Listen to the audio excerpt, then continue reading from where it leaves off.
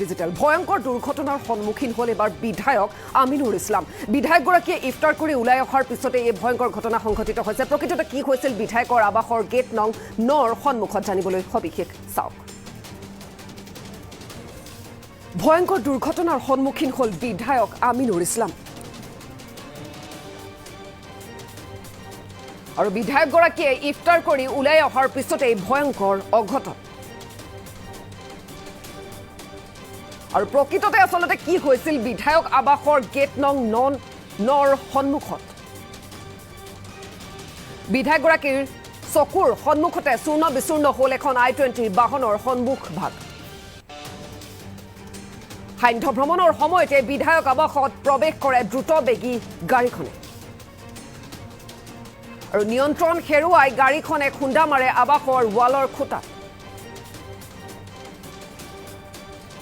সন্ধ্যা ভ্ৰমণৰ বাবে গেট নং 9ৰ ওচৰলৈ ওলাই আহিছিল বিধায়ক আমিনুৰ।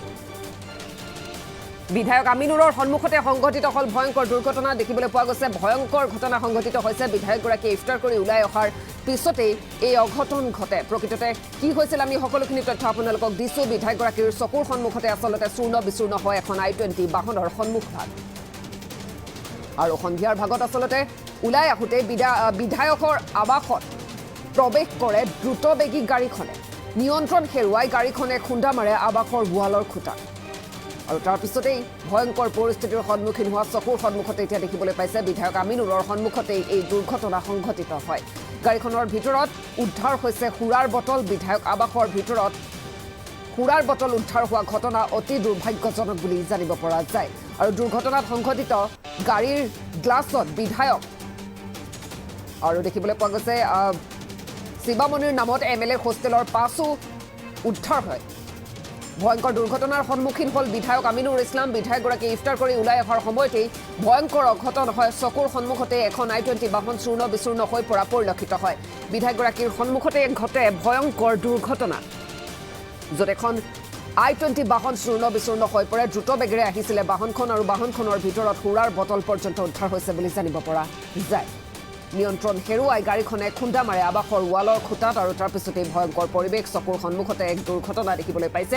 আৰু এয়া দেখিবলৈ পাইছে সন্মুখ ভাগ কেনেদৰে চূৰ্ণ বিচূৰ্ণ হৈ পৰিছে। আৰু এই I-20 বাহনখনৰ ভিতৰত সুৰাৰ বটল পৰ্যন্ত উদ্ধাৰ হৈছে বুলি জানিব পৰা যায়।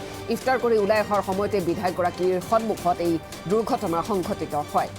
আৰু গাড়ীখনৰ ভিতৰত সুৰাৰ বটল উদ্ধাৰ হোৱাক লৈ এতিয়া চাঞ্চল্য। বিধায়ক আৱাসৰ ভিতৰত সুৰাৰ বটল উদ্ধাৰ হোৱা ঘটনা অতি দুৰ্ভাগ্যজনক বুলি কোৱা হয়। ভয়ংকৰ দুৰ্ঘটনাৰ সন্মুখীন হ'ল বিধায়ক আমিনুৰ ইছলাম। বিধায়কগৰাকী ইফতাৰ কৰি ওলাই অহাৰ পিছতে ভয়ংকৰ অঘটন। প্ৰকৃততে কি ঘটিছিল তেওঁ সকলোখিনি তথ্য সদৰি কোৱা পৰিলক্ষিত হয়। আৰু ফেচবুক পোষ্টৰ জৰিয়তে সকলোখিনি তথ্য তেওঁ উল্লেখ কৰিছে। এটা পোষ্ট তেওঁ কৰিছিলে কেনেদৰে দুৰ্ঘটনা সংঘটিত হৈছিলে। চকুৰ সন্মুখতে ইফতাৰ কৰি ওলাই আহিছিল আৰু তাৰপিছতে সেই দুৰ্ঘটনা সংঘটিত হয় আৰু সকলোখিনি তেওঁ বিৱৰণ দিয়া পৰিলক্ষিত হয়। এয়া দেখিবলৈ পাইছে বিধায়কগৰাকীৰ ফেচবুক পোষ্ট। আৰু পোষ্টৰ জৰিয়তে তেওঁ সকলোখিনি কথা উল্লেখ কৰিছে। এক ভয়ংকৰ দুৰ্ঘটনা চকুৰ সন্মুখতে তেওঁ দেখিছে, য'ত ইফতাৰ কৰি ওলাই আহিছিলে আৰু সেই সময়তে দ্ৰুতবেগেৰে অহা এখন I-20 বাহনে প্ৰচণ্ড জোৰে খুন্দা মাৰিছিলে আৰু চূৰ্ণ বিচূৰ্ণ হৈ পৰিছিলে সেই I-20 বাহনখনৰ সন্মুখ ভাগ। আৰু সুৰাৰ বটল এই গাড়ীখনৰ ভিতৰত উদ্ধাৰ হৈছে, অৰ্থাৎ চালকগৰাকীয়ে হয়তো সুৰাত মাতাল হৈ এই দুৰ্ঘটনা সংঘটিত কৰিছে। ভয়ংকৰ দুৰ্ঘটনাৰ এতিয়া সন্মুখীন হ'ল বিধায়ক আমিনুৰ ইছলাম, য'ত বিধায়কগৰাকীয়ে চকুৰ সন্মুখতে দেখিলে ভয়ংকৰ দুৰ্ঘটনা। বিধায়কগৰাকী ইফতাৰ কৰি ওলাই আহিছিল আৰু সেই সময়তেই I-20 বাহন এখনে দ্ৰুতবেগেৰে আহি খুন্দা মাৰিছিলে ৱালত। আৰু সেই দৃশ্য তেওঁ নিজ চকুৰে দেখিছিলে। গাড়ীখনৰ ভিতৰত সুৰাৰ বটল উদ্ধাৰ হৈছে বুলি জানিব পৰা গৈছে। আৰু তাৰপিছতেই এই পৰিৱেশ, য'ত এটা পোষ্ট কৰিছে ফেচবুক পোষ্টৰ জৰিয়তে তেওঁ সকলোখিনি কথা উল্লেখ কৰা পৰিলক্ষিত হয়।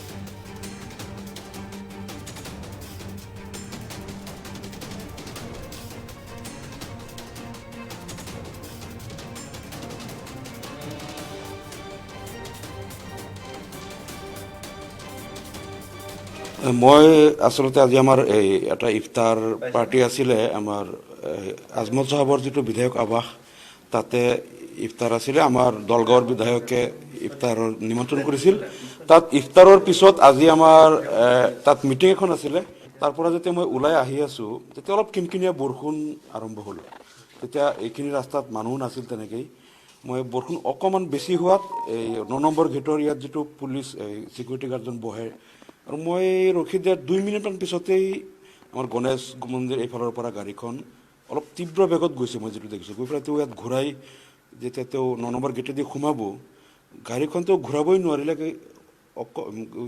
বাওঁফালে যিটো পোষ্ট আছে পোষ্টত খুন্দা মাৰি দিলে আৰু ইমান জোৰে খুন্দা মাৰি দিলে ইয়াত মই অকলে আছোঁ কোনো মানুহো নাই মই মানে ভয় লাগি গ'ল যে যেনেকৈ ভাঙিছে মানুহ মই ভাবিলোঁ মানুহজন ষ্টিয়াৰিঙৰ চেপাত পৰি গ'ল নেকি তাৰপিছত মই এইখিনি দৌৰি গ'লোঁ বৰষুণ অলপ অলপ আছিলেই গৈ পেলাই মই দৰ্জাটো অলপ বেণ্ড হৈ গৈছিলোঁ মই টানি খুলিলোঁ দৰ্জাটো খুলি তেওঁ আচলতে ষ্টিয়াৰিং বেলুনটো ফুলি যোৱাৰ কাৰণে মানুহজন ষ্টিয়াৰিঙৰ চেপাত নপৰিল মানে তেওঁক মই ধৰি উলিয়াই আনিব পাৰিলোঁ মানে অকলে আছিলে তেওঁ অকলে গাড়ীখন অকলে আহিছিলে তাৰপিছত যেতিয়া তাক উলিয়াই আনিলোঁ এতিয়া এই গাড়ীখন আকৌ ৰুটটো ব্লক হৈ গ'ল অলপ 1 মিনিটমান পিছতেই সিফালৰ পৰা গাড়ী দুখন আহিছে এইফালৰ গাড়ীবিলাক ব্লক হৈ গ'ল তেতিয়া মই বোলো এই গাড়ীকেইটাতো ইয়াত জাম লাগি যাব আপোনাৰ গাড়ীখন এইফালে অলপ ছাইড কৰি দিওঁ এতিয়া মই কৈছোঁ আপুনি ষ্টিয়াৰিঙত বহক আপুনি খালি অলপ কাটি দিব আমি সেই গাড়ীৰ পৰা দুজন মানুহ মাতি আমি ঠেলি ঠেলি গাড়ীখন নি পেলাই এটা ছাইড কৰাই দিলোঁ কৰাৰ পিছত তেওঁক মানে ক'ত দুখ পাইছে তেওঁ ইয়াত কাপোৰো ফালিছে আৰু বুকুত খুব তেওঁ প্ৰচণ্ড